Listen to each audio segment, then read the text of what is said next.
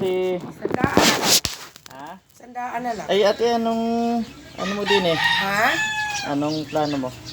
Magpahinga muna ako. Magpahinga ka muna, bakit? Ayaw mo nang mag-renew? Magtitindahan ako laging ano. Ate, merong ang iyo dining Alin? ang balance mo na lang din 1K Di Wala na po, sandaan na lang. hindi nga. Yung kung gagamitin mo yung savings, 100 na lang. I-close mo na rin. Oo. Pintado na yun, yung sa naningil ng minsan. Yung isa. Kay Sir Jess? Oo. Pintado Sige na. po, pahiram na lang po ng passbook natin. Ano po? Hindi lang. Yung minsan iniwan ko yung pera din kay Sini. At ako ay 2 linggo naman akong Basta alam niya na sandaan na. Last na nga ito. Pintada na. Kaya close na natin muna rin. Oo, close muna. Ay wala ka nang balak maski mag-savings para sa insurance Ito, ng ito. gano'n. Dito tayo sa kasi walang ano dyan. Ala, sige po. Last na ito. Tapos na. Ayaw ko muna mag-loan at mahirap. Bakit naman? Magtitindahan ako. Gusto ko wala akong ano. Hindi niya na-record yung makinukuha niya sa sandaan. Dahil iniwan ko dito kay yung aking... Hindi ibig sabihin na rin ating close na rin ha. Gagamitin mo na yung savings Para para pag nag-renew ako dyan, ang dami pang ata. nang Parang ang tagal pa ata bago Hindi naman. Ito naman pag nagawan ka ng papel ng halimbawa ngayon. Kinabukasan naman ito na. Fill up pa. Wala na, i-renewal ka lang naman, hindi ka naman Ay, ibig sabihin, hindi niya ito nasusulatan? Hindi. Basta yan na lang, last na lang yan. Oo. I-record mo na lang Hindi, ilalagay ko na lang are.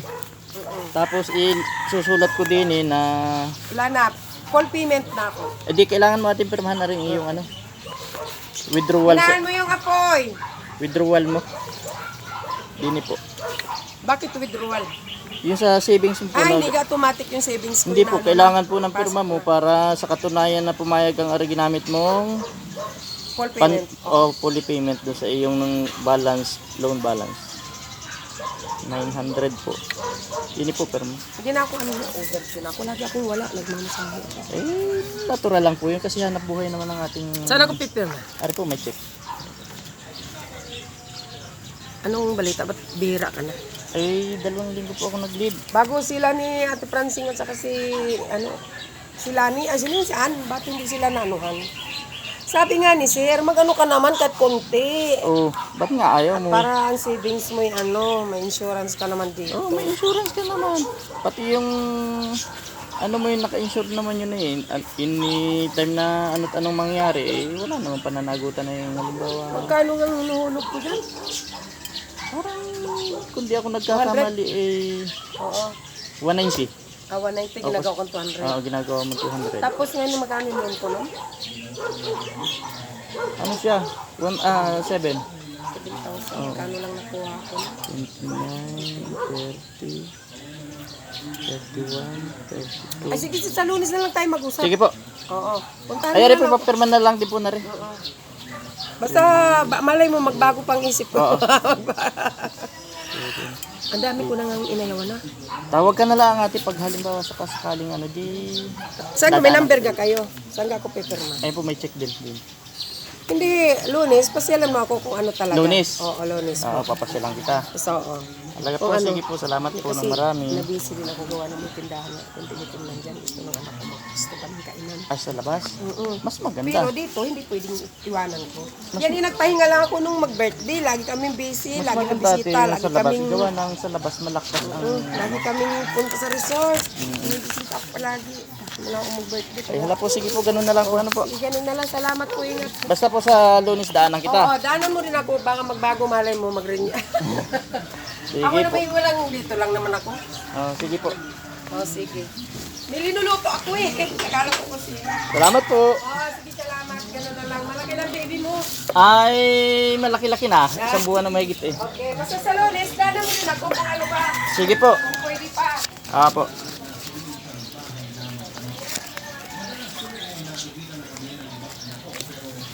Ayan mga lods.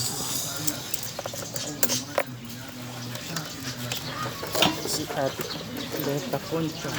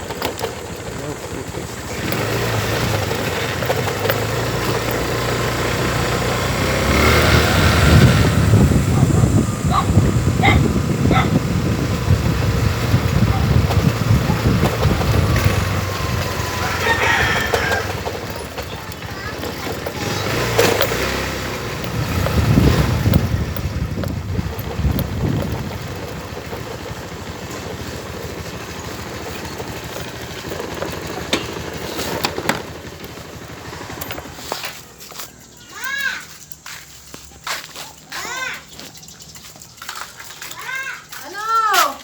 So, si ate. Balita kay ate yan. Maricel. Wala na ko yan dito.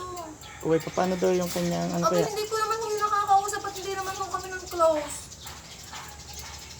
Pinautang niyo po yun, di ba? Di dapat may mga number kayo noon para matawagan ninyo.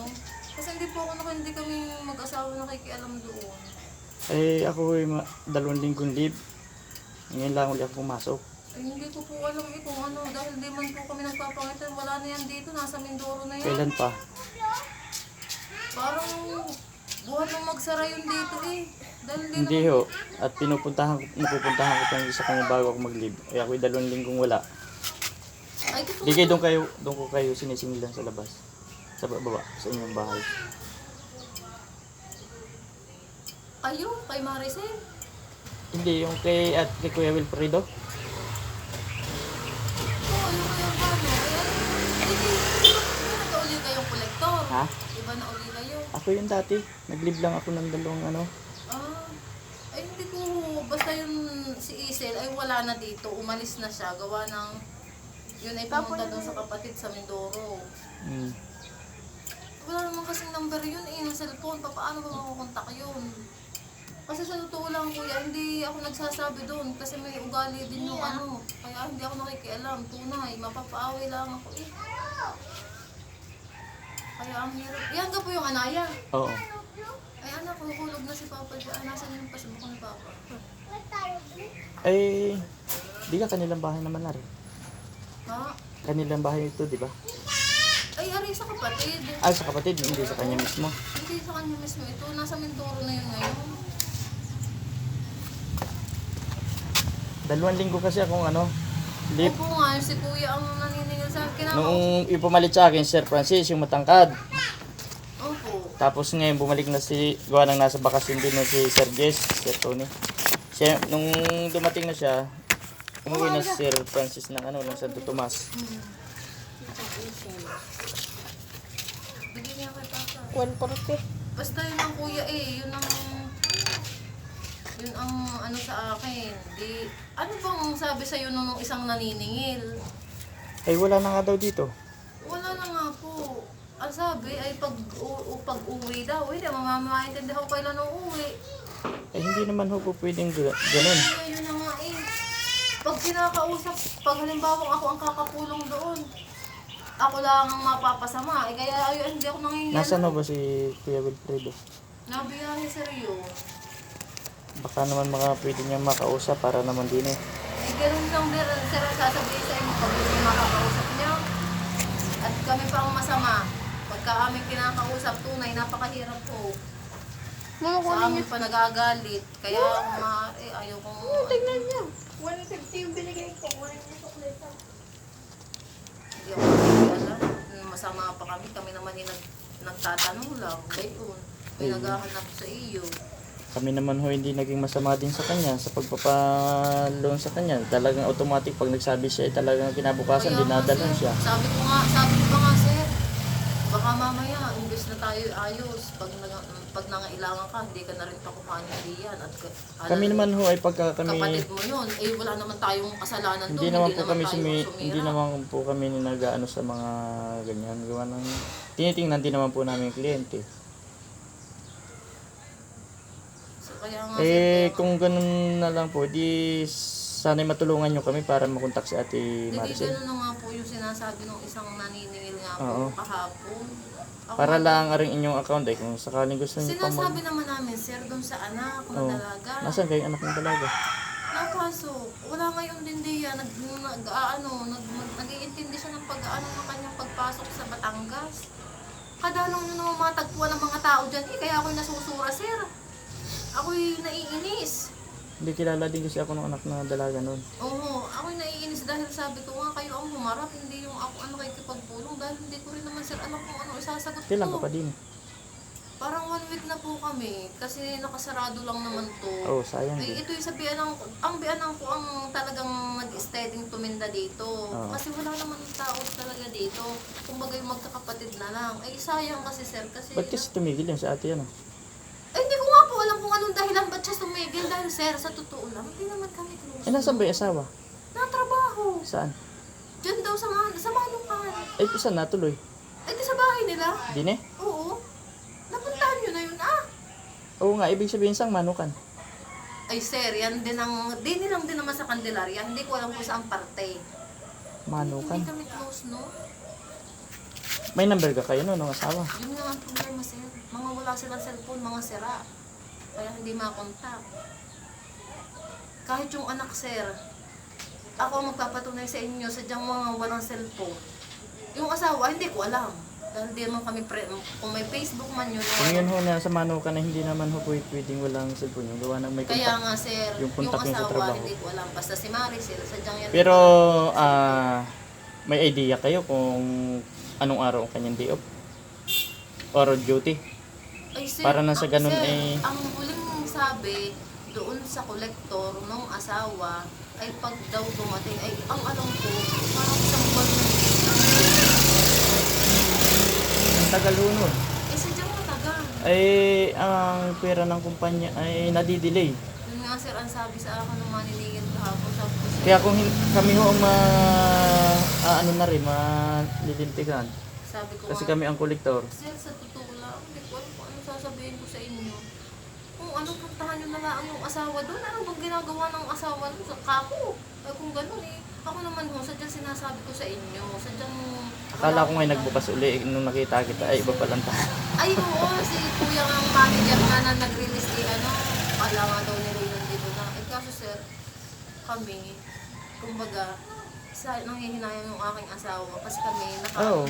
may savings naman kami kahit pa paano sa kaiba. Bukod, Sir, bukod sa ron, sayang yung araw na mm-mm. lilipas ng siyempre, Kaya nga. kung pwede rin naman Pero ang rin aming bahay talaga doon. Doon sa Oo, doon kita pinupuntahan sinisingilan nyo. at sabi mo doon kita Oo, singilan. eh kaso sabi ni si Maricel bago umalis, nagsabi na siya na sadyang hindi na siya tutuloy. May ilan siyang pinauyanan sa akin. Siguro mga walang 1,000.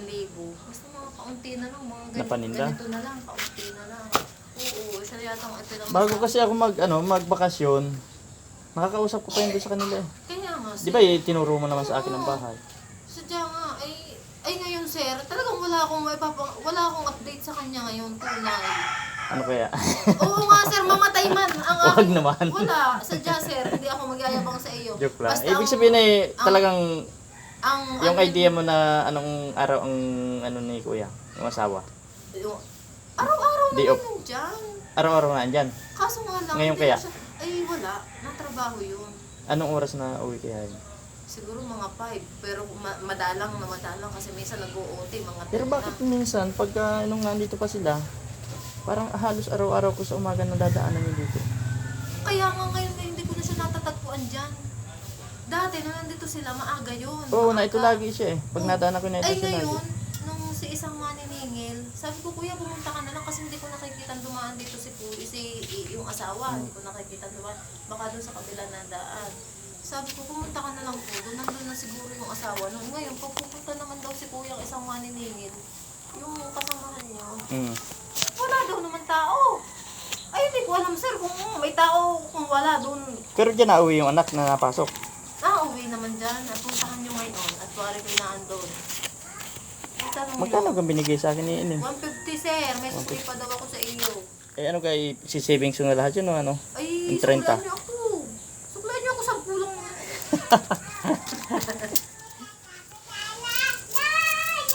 Ay, pero sir, hindi naman maapektuhan yung utang ng asawa Eh, hindi ko. Kung naman. Basta halimbawa- tulong-tulong. Kung halimbawa lang naman na gusto ulit ng aking darling na mangutang, baka mamaya hindi nyo pa utangin. Hindi naman. Basta tulong-tulungan nyo na lang kami sa mga ano. Ay, ang problema nga sir, yung sinisingil mo.